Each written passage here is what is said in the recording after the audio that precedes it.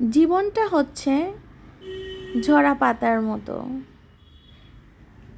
এই দেখবেন গাছে অনেক রকমের নতুন নতুন পাতা গজিয়েছে, আবার দেখবেন কিছু সময় পরে গাছের পাতাগুলো ঝরে যাচ্ছে।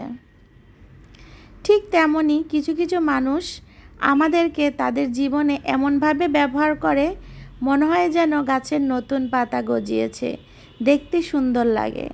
আর যখন তাদের কাজ শেষ, ঠিক ঝরা পাতার মতোই তারা সেই ব্যবহারটাই করে। আসসালামু আলাইকুম, কেমন আছেন সবাই? আশা করি সবাই ভালো আছেন। চলে আসলাম নতুন আরেকটি ভিডিও নিয়ে, আমার প্রতিদিনের ডেইলি ব্লগ ভিডিও। আমি বলেছিলাম আমার বাসায় মেহমান আসবে, তাই আপনাদের কারো বাড়িতেই আমি যেতে পারিনি, এমনকি নিজের চ্যানেলেও কোনো ভিডিও পোস্ট করতে পারিনি, আপনাদের সাথে কোনো ভিডিও শেয়ার করতে পারিনি। আর কার কী অবস্থা অবশ্যই কমেন্টে বলে যাবেন।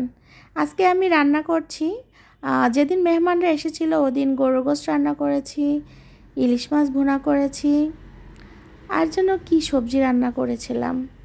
আর আজকে কিন্তু দ্বিতীয় দিন মেহমান আসার, তাই আজকে কিন্তু সব রকমের সবজির আয়োজন।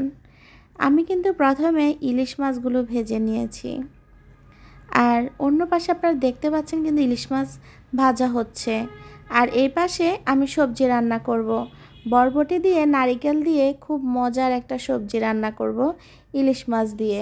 এটা খেতে এতটাই মজা, আমি তো আর অন্য কিছুই নেইনি, শুধু এই বরবটি তরকারিটা দিয়ে আমি ভাত খেয়ে ফেলেছি। আমি কিন্তু মাছগুলোকে কষিয়ে রান্না করছি, আপনারা দেখতে পাচ্ছেন। আমি যখনই কোনো সবজি রান্না করি ইলিশ মাছ দিয়ে, তখন কিন্তু কষিয়ে রান্না করি, আর অন্য পাশে কিন্তু মাছগুলো ভাজা হচ্ছে। এভাবে আমরা গৃহিণীরা একা হাতেই কিন্তু সব রকমের কাজগুলো গুছিয়ে করে থাকি। এটা আমাদের একটা প্রতিদিনের কাজ, আমরা এভাবেই সবসময় কাজ করি। যেহেতু দুইটা চুলা থাকে, দুই পাশে দুই রকমের রান্না বসিয়ে দেই। প্রথমে কিন্তু আমি ভাত বসিয়ে ভাত রান্না করে নিয়েছি, আর অন্য পাশে কিন্তু তরকারির জন্য পানি গরম করে নিয়েছি। এখন এক পাশে ফ্রাই প্যানে মাছ ভাজতেছি, আর এই পাশে আমি সবজি দিয়ে ইলিশ মাছ দিয়ে রান্না করছি। এই যে দেখেন বরবটিটা দিয়ে দিলাম।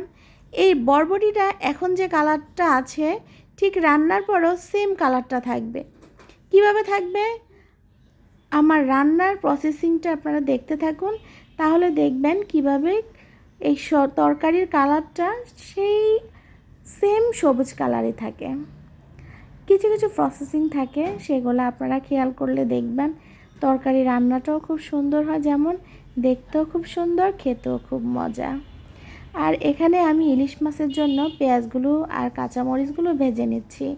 তারপর একটু লবণ দিয়েছি, আর আমি হলুদের গুঁড়া, মরিচের গুঁড়া এগুলা কিছুই দেইনি, কারণ মাছের গায়ে যে একটা হলুদ আছে সেটাতেই কিন্তু এখানে একটা হলুদ কালার চলে এসেছে।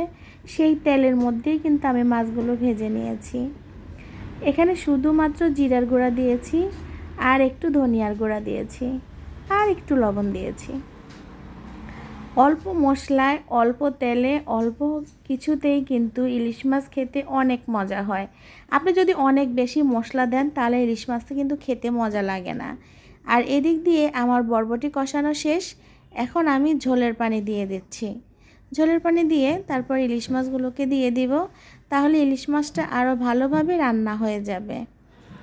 আর এভাবে রান্না করলে কিন্তু ইলিশ মাছের আলাদা একটা গ্রান থাকে, আর এটা কিন্তু খুবই ভালো লাগে। এখনও পর্যন্ত আপনারা দেখতে পাচ্ছেন কিন্তু বরবটির কালার এখনও সবুজ আছে। আমি একদম রান্নার লাস্ট পর্যায়ে আপনাকে দেখাবো যে কতটুকু সবুজ আছে। এখানে কিন্তু সবজি রান্না করার জন্য আমি পানি দিয়ে দিয়েছি, গরম পানি। তারপর ধুয়ে রাখা ডালগুলো দিয়ে দেব।